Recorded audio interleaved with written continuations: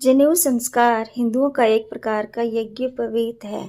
जब तक किसी लड़के को जनेऊ नहीं पहना दिया जाता, तब तक उसे लगभग बहिष्कृत ही माना जाता है। जब परिवार के सदस्य और रिश्तेदार तथा सभी पड़ोसी धर्मनिरपेक्ष और धार्मिक लोग एकत्र हो गए और सभी प्रारंभिक संस्कार विधिवत संपन्न हो गए, तो परिवार के पुरोहित हरदयाल ने नानक के गले में पवित्र धागा पहनाना शुरू किया। तो बालक गुरु नानक जी ने पंडित का हाथ पकड़ लिया और पूछा कि आप मुझे जनेऊ धारण कराने जा रहे हो, इसका मुझे क्या मुनाफा होगा। तब पंडित हैरान होकर गुरु साहिब की ओर देखने लगा, क्योंकि अब तक उनसे किसी ने ऐसा सवाल नहीं पूछा था। पंडित जी ने शास्त्रों के हिसाब से उनको लाभ बताने लगे कि ये कोई धागा नहीं, पवित्र जनेऊ है।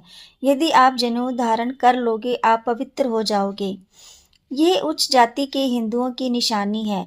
इसके बिना आदमी शूद्र के समान है। ये जनेऊ आपकी बाकी जन्मों के संसार में सहायता करता है।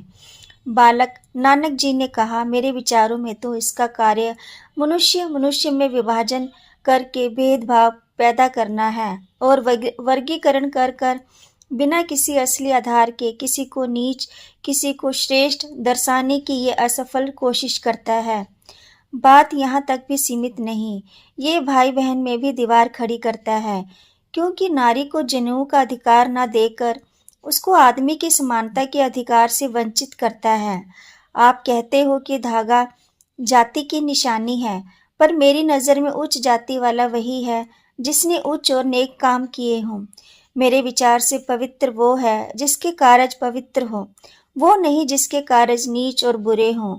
ये जनेऊ का धागा कच्चा भी है और मैला भी हो जाएगा। इसके बाद फिर नया धागा पहनना पड़ेगा। ये धागा किसी को क्या सम्मान देगा? सही सम्मान तो नेक जीवन व्यतीत करने में ही प्राप्त होता है। आप कहते हो कि ये धागा मनुष्य के अगले जन्म में भी सहायता करता है। वो कैसे? ये धागा तो शरीर के साथ ही यहाँ संसार में रह जाएगा।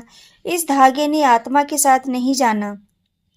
मेरे विचार से आप मुझे वो धागा पहनाओ जो हर समय मेरे साथ रहे, जो मुझे बुरे काम करने से रोके और नेक काम करने की प्रेरणा दे, जो आगे के संसार में भी सहायता करे।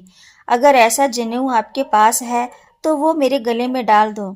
पंडित जी ने बहुत शांत भाव से बोले कि बेटा नानक, आप खुद बताओ कि फिर आपको कौन सा जनेऊ धारण करना चाहिए। तब बालक नानक जी बोले कि सबसे पहले तरस की कपास बनाओ, जिसमें सच आदि कर्म हो, वह गले में डालें।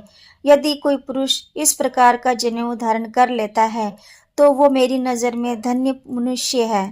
ये सब सुनने के बाद किसी भी घर के सदस्य ने जोर जबरदस्ती नहीं की।